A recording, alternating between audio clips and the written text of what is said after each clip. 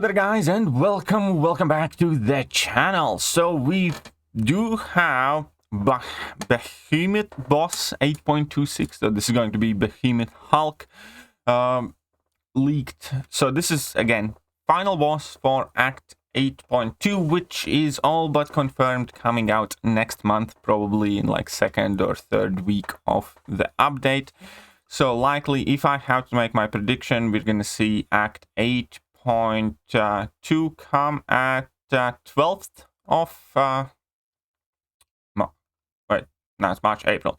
You can see the 12th of April, I suspect. And we do have the full abilities here leaked without the actual values of percentages and stuff like that, but we can get a relatively good gist of the final boss as it is going to be. Now, there is an absolute Bible to read through it, as it is with majority of these bosses, but in its essence, it is going to be much more straightforward than it seems, well, the way I gather it.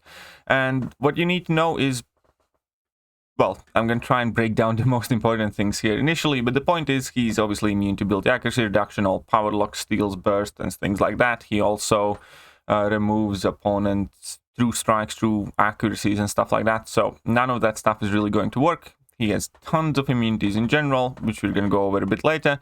But the entire fight mechanic is going to be very, very similar to Black Widow's Citalis. And the entire point is going to be to get these removal charges. So to quickly run through rest of his abilities, every 2 seconds he gains gamma charges. This is going to be one currency, and then he also gains volatility charges based on whether you're close or far away from him. He's immune to nullify, stagger, fate, seal effects as well. If I did not mention that before, he consumes all gamma charges, and then he gains gamma reactor passive, and at that point, when he's going to inflict some sort of gamma blast towards you, what you will have to do is throw your special attack into that blast. You will go unstoppable and indestructible for the duration of your special attack plus 2 seconds extra. It's going to give you a bar of power, and it is going to give you a removal charge. And the removal charge is going to be the most important thing. So if you're going to go on to the next screen here, I will explain it the best I can. So this charge allows you to reflect gamma blast with heavy attack or parry, and also that is how you remove the corrupted armor, which is basically going to be some sort of damage protection like most of these bosses have, and then you're going to be able to deal the real damage and move on in the fight. So while corrupted armor is removed, he takes more damage, does not gain power from being struck, cannot auto-block special attacks, cannot use special attacks, and will fight more aggressively, making him easier to intercept. You get increased combat power rate.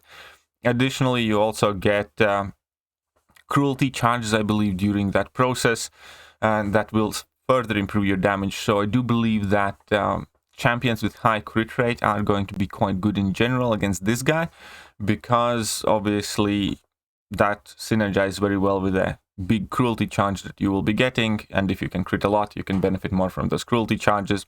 Also, well, when Behemoth takes more than X amount of damage from his max health, basically that cooldown starts expiring quicker.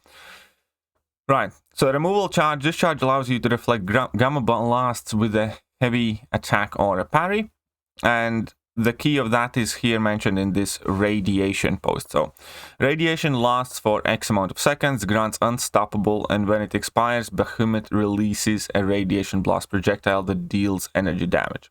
So again, how to get him into this radiation phase and wait until it ends. If the attacker throws a special attack into this radiation blast, which is what happens when the radiation phase ends, their power is increased by 1 bar, and they gain 1 removal charge per phase. It also grants an unstoppable and indestructible passive, lasting for the duration of the special attack plus X amount of seconds. Removal charges allow the attacker to remove Behemoth's corrupted armor, but the removal action differs for each phase of the fight. When corrupted armor is removed, the attacker gains an indefinite cruelty passive, increasing critical damage. Any cruelty passives gained by removing Behemoth's corrupted armor persists between fights. So when you throw revives at this guy, you're going to be hitting exponentially harder. heat radiation. When this effect expires, Behemoth releases a fire blast. This blast cannot be absorbed with a special or reflected with removal charge. So that's going to be something a bit different. There will be more abilities, obviously, with him, and special attacks also is something to note. So let's move on to the next post. That's right, all of this is his abilities explained. Right, so phases, the effects of each phase stack unless noted otherwise, and at the start of each phase, Behemoth gains corrupted armor, and all true strike, true accuracy, and true sense effects are removed, and the removal charges are also removed, so you kind of have to do it all over again. And it's basically the same thing as with Citalis or any other boss, where, you know, they gain additional abilities and gets progressively harder as you move through the fight, and it is harder to remove, to use your removal charges. But what is also quite important, Behemoth is always immune to poison, intimidate, enervate, power lock, special lock effects, and reduces the potency of power steal, drain, and burn effects by X amount. Behemoth becomes passively unstoppable while under effects of infuriate, so be careful with Hercules. And the attacker's willpower mastery has its potency reduced probably by 100% most likely, so you're probably not going to want to run Liquid Courage Double Edge. It's going to be kind of like with that final Kang, where, yeah, you just don't heal from willpower. The reason why you don't heal from willpower is here. His special attacks. On activation, Special 1 inflicts Disorient, reducing your defensive ability potency for X amount. Last hit inflicts Incinerate debuff, dealing energy damage, but again, that is on hit. However, Disorient is on activation, so whenever he's going to use special attack, you will get the Disorient debuff. Also on activation, Special 2 inflicts Wither debuff and the Suppression debuff, and again, that happens on activation, so you can't escape it. Level 3s are obviously instant KOs, as they always are. And what else there was important to note? If attacked by the same special attack twice in a row, Behemoth will auto-block that. And when Behemoth's block is struck, he enters counter-block mode, which will basically punish you for hitting his block. So hitting his block is going to be quite dangerous.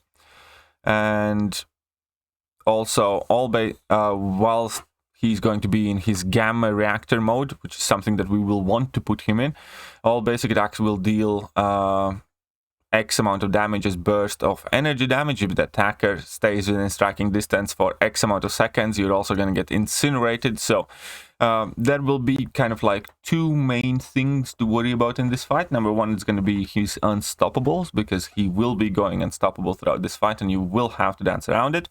And number two is, yeah, in some of these phases he will be putting incinerates on you, just kind of like Bishop does in a sense. So Incinerate immunity might be quite important for it. But I do think that both Incinerate and Unstoppable is something that you will be able to play around. I do not think that any champions that do not have Unstoppable or Incinerate immunities or counters to that will, you know, be automatically excluded. I think that is going to be kind of like, if you have additional kind of chance, I don't know, Valkyrie, for instance, ignoring Unstoppable, it's probably quite nice. And that's probably going to be quite helpful, but I don't think that's going to be like the only way how to deal with the problem there. And besides that, I think champions with high crit rate will be able to do significantly better, or guaranteed crits or stuff like that, due to the cruelties that we will be earning throughout the fights. Even when we mess up, even when we get KO'd, if we revive, we're going to keep those cruelties, and obviously those cruelties are going to let do more and more and more damage, and try and nuke him even quicker. Now, all that being said, there's also a note that says if any of his debuffs are purified, you get inflicted with passive versions of those debuffs, so debuff purification is not going to be an option here. So overall, it's obviously extremely hard to judge these fights just by the text without actually seeing the champion's animations, exactly how it's going to look like, you know, exactly what you're meant and supposed to be doing. But at the same time, you know, in past experience, when it comes to content creation, if Kabam is kind of like deserving of credit or a slap on the back or a cookie, an acknowledgement of a good job, I think that overall when it comes to these big bosses, they do good, they do well. You know, obviously I like some better, some worse. I for instance, really enjoyed Grandmaster. I think that was a very cool boss. Not the biggest fan of Grandmaster. I don't think it's bad. It's just the one that I like fighting the least or something like that. But, you know, it's fine. Grandmaster I liked. I liked both Kangs. I think those were fine as well. Black Widow Citalis also was quite fun and good fight once the bugs got fixed and we could see the traps. So I kind of expect the same thing, where if you do not know what you're doing, it's going to be almost impossible to chip him down. When you actually take a step back, read, learn, and do what you're asked to do by Kabam effectively, you're probably not going to struggle too much, which is effectively the case with almost all of these bosses. Just learn each phase, know exactly what you're meant to do. Therefore, when 8.26 comes out, do not rush in it. Wait for a video explanation, wait for some sort of breakdown that gives you kind of like a simplified version. Based from what I have seen, it is more or less relatively straightforward. Hit him until he enters his gamma phase, then he's gonna throw Gamma Blast at you, at which point there's gonna be some sort of projectile flying at you, which you effectively need to intercept with your special attack. So when that projectile is going to be coming towards you, you need to activate your special attack, which is going to be protected because you're going to be unstoppable and indestructible. You can get your removal charge. Then you need to use your removal charge with parry, with heavy attack, or whatever other rules there will be in each phase. And then you just kind of go ham and deal as much damage as you can before you rinse and repeat. That is more or less the gist of it, the way I understand it right now. Again, so kind of like 3 very simple steps. Start the fight as normal. He enters his gamma phase, then you need to dance around it because you don't want to get incinerated. He's going to be unstoppable anyways. Wait until it expires. There's going to be some projectile flying at you. Throw a special attack into it. Gain a removal charge. Use the removal charge. Hit him. Rinse and repeat. That is how that fight seems that it will work. Let me know what you guys think and whether this breakdown, you know, kind of gave you some sort of clarity. And at the same time, I hope you guys enjoyed the video, found it useful, or at the very least somewhat interesting. And yeah, hit that like button, hit all the good buttons. I could not be doing this without you, and see ya.